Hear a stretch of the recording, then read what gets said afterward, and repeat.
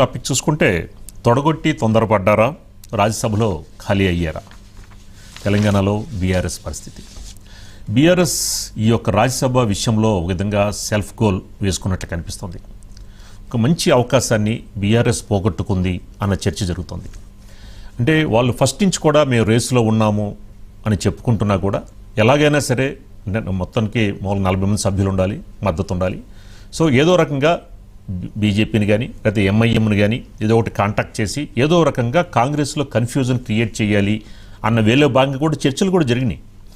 So వీళ్ళు కూడా contest చేస్తారు అన్న వేలో భాగంగా. కానీ ఎందుకనో మాత్రం సడన్గా కూల్ అయిపోవడం, సో ఆ నేపథ్యంలో కాంగ్రెస్కి 2 స్థానాలు ఏకగ్రీవం అవడం అనేది ఒక విధంగా బీఆర్ఎస్ సెల్ఫ్ గోల్ వేసుకుంది అనేది చర్చ నడుస్తుంది. ఎందుకని భయపడ్డారా, లేదా ఎందుకులే అని వదిలేసారు, లైట్ తీసుకున్నారా అనేది కూడా చర్చ జరుగుతోంది. ఇక ఇదే అంశానికి సంబంధించి మనకి మరింత ఇన్ఫర్మేషన్ మా హైదరాబాద్ బ్యూరో కాంగ్రెస్ సంబంధించిన రిపోర్టర్ శ్రీనివాస్ అందిస్తారు.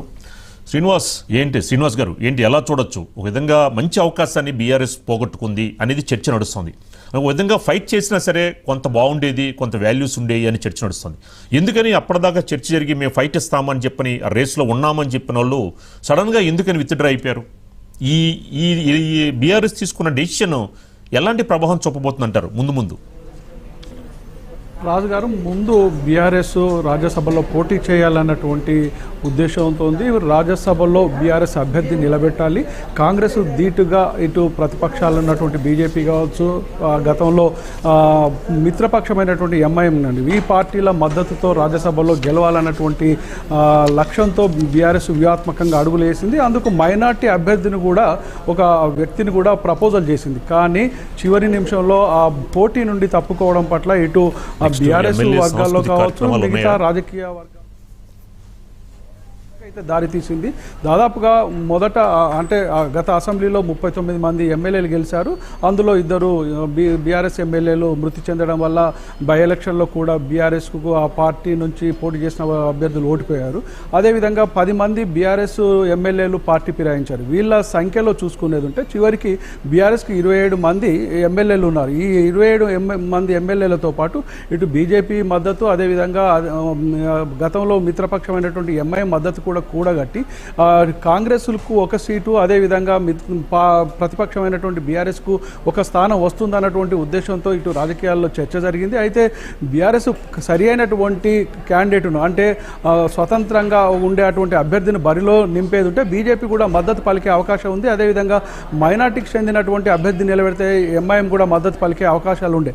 వీటన్నిటినీ క్రోడీకరించి వీళ్ళందరితో అంటే చర్చించి ఒక అభ్యర్థిని పోటీ చేస్తే బీఆర్ఎస్కు గెలిచే అవకాశం ఉంది. కానీ బీఆర్ఎస్ ముందుగా ఊహించినట్టు కాకుండా చివరి నిమిషంలో మాత్రం బీఆర్ఎస్ కొంత భయపడిందని చెప్పవచ్చు. అయితే 10 మంది ఎమ్మెల్యేలు పోటీ చేసినటువంటి ఎమ్మెల్యేలు, గెలిచినటువంటి ఎమ్మెల్యేలు ఇటు కాంగ్రెస్ పక్షాన నిలిచారు.